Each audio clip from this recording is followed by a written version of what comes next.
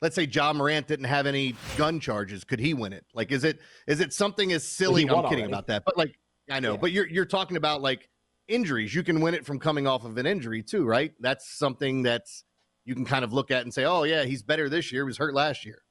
So the this award doesn't quite work like that. Whereas NFL Comeback Player of the Year, that was what I was saying before. You're absolutely right. NFL Comeback Player of the Year, it's the hurt guy that was a really good player. Like Tom Brady won Comeback Player of the Year. I think like Drew Brees won Comeback Player. Like just like big player gets hurt, comes back, plays awesome. That's the kind of player that wins NFL Comeback Player of the Year. That's like who the NFL wants to win Comeback Player of the Year, unless someone's coming back from like a really like a sensitive bout with an illness or like a disease or something. Or Alex Smith with his leg, which they made documentaries about, and his return to the field. Like unless it's one of those kind of heartwarming stories, I think the NFL would love for it to be a superstar player that had a significant injury, comes back and plays really well. So if for that award, you're absolutely right that's what it is.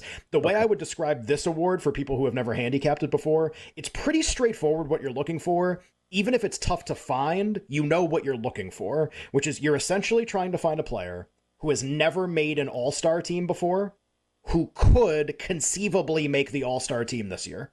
Like, doesn't have to make it. It's not like you have to make it. It would be good to make it. It helps. Maxey made it. Lauri Markkanen made it. He won the year before. Like, you ideally would want to make the all-star team, but you have to have not made it before. Because the idea is if you have already made the all-star team, you can no longer improve. Like, that's the top. Yeah. Like, you're the all-star. Gotcha.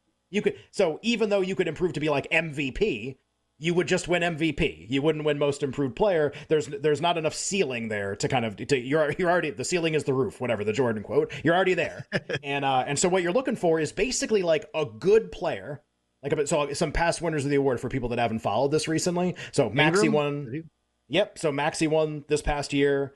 And in kind of a unique circumstance, like a B star who had to be an A star because the A star got hurt for so often. So that kind of his opportunity opened up, really, I think, as a result of that. Lauri Markkanen won the year before. That's the perfect example of like a guy who was never an all-star, never even an A guy, goes to a tanky situation, becomes an A guy. That's perfect, makes the all-star. I mean, that's a carbon copy. That's like exactly what you're looking for in terms of this award. Ja won the year before, and the interesting thing about his win was that he is kind of like the best player who's ever won this in terms of what he was going into the year where he won. Like, he was already awesome, and then he just got awesomer. And it actually led LeBron, among other people, to complain that Josh should be like this is beneath him. Like, he shouldn't even get like, he was already too good.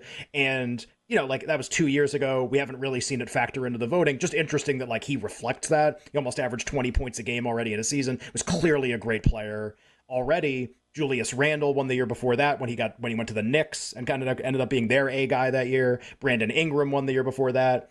Giannis has won. Jimmy Butler has won this before. Paul George has won this before. Kevin Love has won this award before. So pretty big time players, to be honest. Like, this is one of the things that made Kobe White such a frustrating handicap last year. Is it kind of made sense, but it kind of didn't. Because it wasn't this list. Maxey makes a lot more sense on a list like this, but Maxey, it felt like for 3 years he was winning Most Improved Player. Like, it was just a little weird, and that's one of the things that made last year a little tougher to figure out, honestly. I think a lot of people were torn between those two players in trying to make a good decision. It doesn't always have to be a great player. Ryan Anderson won this award. Aaron Brooks won this award.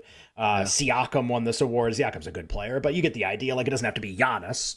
It could be somebody who's at least like a B-level star. But I would be thinking in terms of, so player who cannot have made an all-star team. If you made an all-star team already, you're out. And if you have not made it, is it reasonable that you could at least be in a conversation this year? Hey, should that player make the all-star team? Maybe you don't have to make it, but like, could you make the all-star team? Siakam didn't make the all-star team the year that he won. You don't have to make it. McCollum didn't make it when he won. Goran Dragic didn't make it when he won, but you're at least in the discussion to make it. So it's kind of, I think that's that's the layout here for how I'd be thinking about it. You can look at the list of players, and I'm sure you will arrive at, honestly, the list of players, some of the players that Tyler's going to bring up.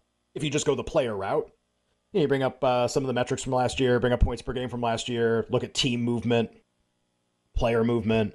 All right, who's like a 15 point a game guy who now gets more opportunity?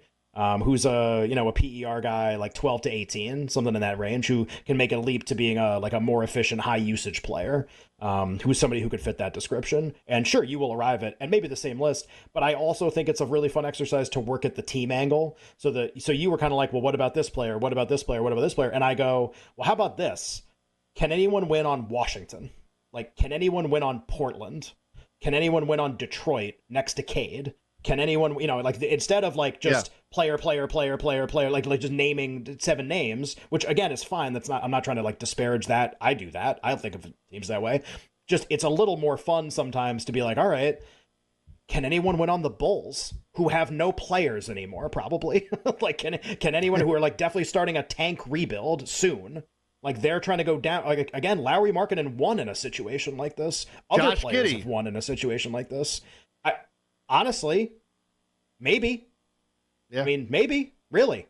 Like, seriously. Like, I have... That's a name that I actually have written down during the break where I was like, okay. Like, I actually kind of... Like, would it be insane if Josh...